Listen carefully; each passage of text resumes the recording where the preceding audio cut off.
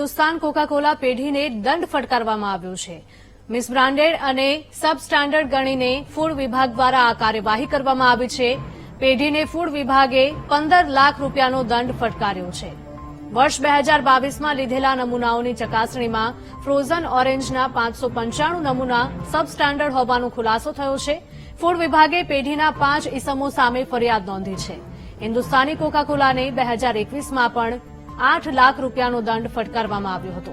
વધુ માહિતી સાથે સંવાદદાતા મેહુલ જોડાયા છે. મેહુલ, જણાવશો કે ખેડા જિલ્લામાં હિન્દુસ્તાન કોકા-કોલા પેઢીને દંડ ફટકારવામાં આવ્યો છે. શું વધુ વિગતો?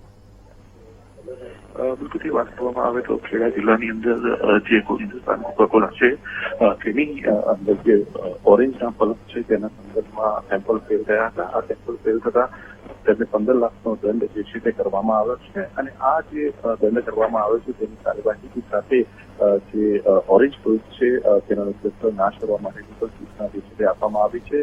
મહત્વનું છે કે ફૂડ એન્ડ ડ્રગ વિભાગે જે 5 જે વ્યક્તિઓ છે તેને પ્રત્યેક વ્યક્તિને 3 લાખ રૂપિયાનો દંડ કર્યો હતો અને 11 લાખનો જે જથ્થો 8000 કિલો હતો તે સીઝ કર્યો હતો. હવે સીઝ કર્યાનો જે સમજ છે તે બાદ હવે તેને નાશ કરવા માટેની કાર્યવાહી હાથ ધરવામાં આવશે અને પ્રત્યેક વ્યક્તિને 3 લાખ રૂપિયાનો દંડ કરવામાં આવ્યો છે.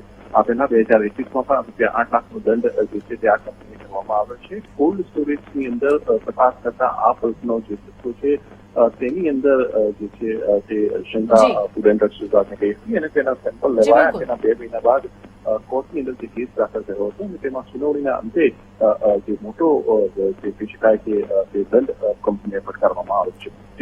જી મેહુલ, તમામ માહિતી બદલ આપનો આભાર.